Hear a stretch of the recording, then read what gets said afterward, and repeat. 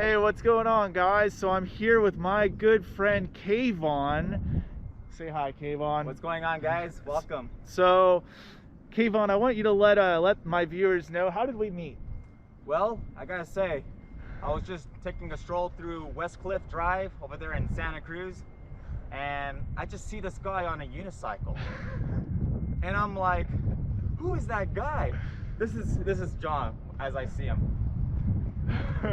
Listening to his music with his Bose headset, and it's funny because I also ride a unicycle, the same size unicycle that he rides, a 36-inch diameter tire, and I just had to get this guy's phone number so we can get cool. And now we're here today at the Watsonville Municipal Airport, about to go fly over to Santa Cruz and just see where we met up for the first time, right? Exactly. And so what type of airplane is this? So this is a Cessna 172 Skyhawk, 4-seater high wing airplane, single engine. It only has one engine. And the landing gear is a tricycle fixed type landing gear, meaning the landing gear does not retract or extend. It'll always be in the down position. All right, guys, so right now we're gonna get started with the interior pre-flight inspection. Welcome to the cockpit. This is where we pretty much fly the airplane. We got the basic flight instruments right here. This is the control lock right here. This prevents high wind velocities from moving the ailerons and elevators back and forth. Sometimes if you don't have the flight control lock in, the yoke can just go like this automatically. Oh, we don't want that to happen. And punch you in the face. Oh. Master switch on. Okay, the battery is now being drained. Flaps, we're gonna extend the flaps. It's a flap lever right here. As you can see, we wanna ensure that the flaps are extending. Oh, okay. Take a look at the lights. We're gonna turn on the beacon light, the landing light, taxi, navigation, strobe lights. They're all turned on. Fuel green navigation light and the red navigation light. The green represents the right side of the airplane or aircraft. Vice versa for the red navigation light. Every single aircraft will have the same position of the navigation lights. It must be because it's like almost resembling a dorsal fin of a dolphin. Yep. Or a shark. Or a shark, exactly. Or a marlin. Yeah. Over there. Really quick. What these do, these static wicks, they dissipate static electricity buildup as we're flying through visible moisture. So all the static electricity, gets discharged via these static wicks. Got it. Off our airplane. So, when was the last time you went flying? That would be when I went skydiving a few months ago to celebrate my 18 months clean. Clean, all right. From a clean house? No, clean mind from the drugs. There you go, man. There you go.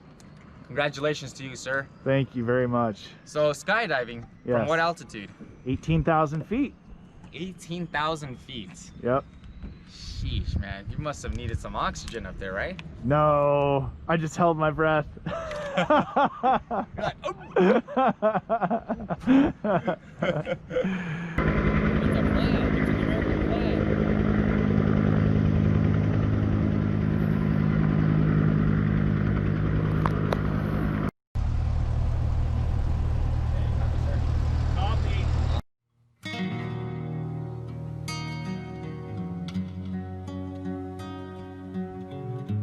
Like a leaf on the wind, we took off on an adventure.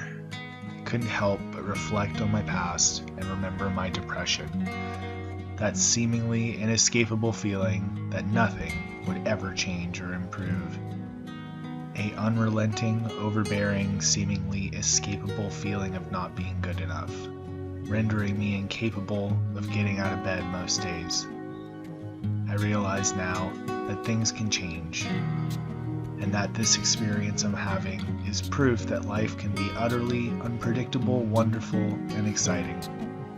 I need only allow myself to be open to the possibilities of what the future may hold. This is where I must continue to redefine what it means to live my purpose. Up until now, I saw my life's purpose as something that I need to work towards being in line with, that with enough effort, I will reach a point in which I can exhale a sigh of relief and think, I finally did it! I actualized my purpose! In the end, I feel like this is a manifestation of my ego, constantly finding myself either living in the past or in the future, consumed with destination addiction and completely forgoing the majesty of the present. In reflecting on how I came to meet my new friend Kayvon, I had a realization. As I ride my unicycle, dance, and continue to follow my heart and attempt to celebrate this gift of life, I am in fact already living my purpose. It isn't something that I will eventually achieve down the road, and it isn't a valid excuse for denying myself any sort of happiness in this moment. In fact, this moment is all that there really is. Both the past and the future are an illusion, and I frustratingly still find myself spending all too much time in the land of make-believe, lost in thought.